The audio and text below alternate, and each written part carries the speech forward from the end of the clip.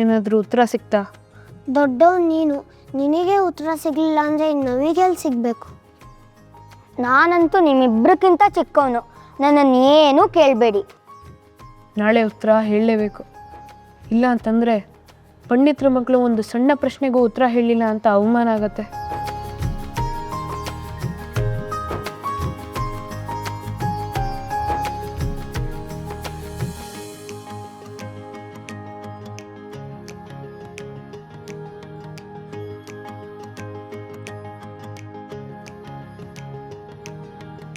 ಮಕ್ಕಳೇ, ಶ್ರೀಹರಿ, ಏನು ಮಕ್ಕಳ ಇಷ್ಟೊತ್ತಾದರೂ ಮಲಗದೆ ಯಾವುದೋ ಗಾಢ ಆಲೋಚನೆಯಲ್ಲಿ ಮುಳುಗೋಗಿದ್ದೀರಿ? ನೀವು ಕೇಳಿದ ಪ್ರಶ್ನೆಗೆ ನಾಳೆ ಉತ್ತರ ಕೊಡಬೇಕಲ್ವ ಗುರುಗಳೇ? ಆದರೆ ಏನು ಹೊಳಿತಾ ಇಲ್ಲ ಗುರುಗಳೇ. ಉತ್ತರ ಹೊಳೆಯದೆ ನಮಗೆ ನಿದ್ದೆನೇ ಬರ್ತಾ ಇಲ್ಲ ಗುರುಗಳೇ. ಹಾಗಾಗಿ ಯೋಚಿಸ್ತಾ ಇದ್ವಿ. ನಾವು ಪ್ರಶ್ನೆ ಕೇಳಿದಾಗಿಂದಲೂ ನಿಮ್ಮನ್ನು ಗಮನಿಸಲೇ ಇದ್ದೇವೆ. ನೀವು ಉತ್ತರ ಹುಡುಕುವ ಏಕಾಗ್ರತೆಯಲ್ಲಿ ಹಸಿವು, ನಿದ್ರೆ ಎಲ್ಲವನ್ನೂ ಮರೆತಿದ್ದೀರಿ. ಒಬ್ಬ ನಿಜವಾದ ವಿದ್ಯಾರ್ಥಿಗೆ ಇರಬೇಕಾದ ನಿಜವಾದ ಆಸಕ್ತಿಯೇ ಇದು. ನಿಮ್ಮನ್ನು ನೋಡಿದರೆ ನಮಗೆ ಹೆಮ್ಮೆಯಾಗುತ್ತದೆ.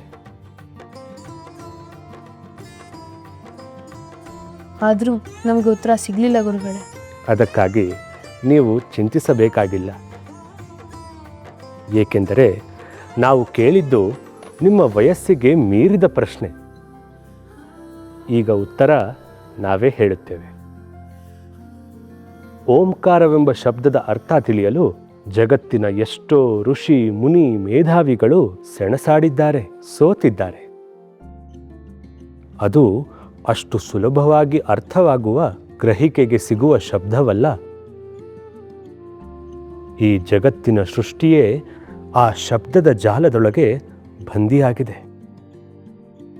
ಆದರೂ ಆ ಶಬ್ದವನ್ನು ವ್ಯಾಕರಣದಿಂದ ವಿಂಗಡಿಸುವುದಾದರೆ ಓಂ ಎಂಬ ಶಬ್ದವು 3 ಅಕ್ಷರಗಳಿಂದ ಸಂಯೋಗಗೊಂಡಿದೆ. ಆ, ಉ ಮತ್ತು ಮ. ಈ 3 ಅಕ್ಷರಗಳು ಸೇರಿ ಓಂ ಆಗುತ್ತವೆ. ಇದರ ಜೊತೆಗೆ ವೇದಾಂತ ಮತ್ತು ಉಪನಿಷತ್ತುಗಳ ಪ್ರಕಾರ ಅರ್ಧ ಮಾತ್ರೆ ಎಂದರೆ ನಾದ ಮತ್ತು ಮೌನ ಕೂಡ ಸೇರಿದೆ. ಇದು ಓಂ ಉಚ್ಚಾರಣೆಯ ನಂತರ ಉಂಟಾಗುವ ನಿಶ್ಶಬ್ದ ಸ್ಥಿತಿಯನ್ನು ಸೂಚಿಸುತ್ತದೆ.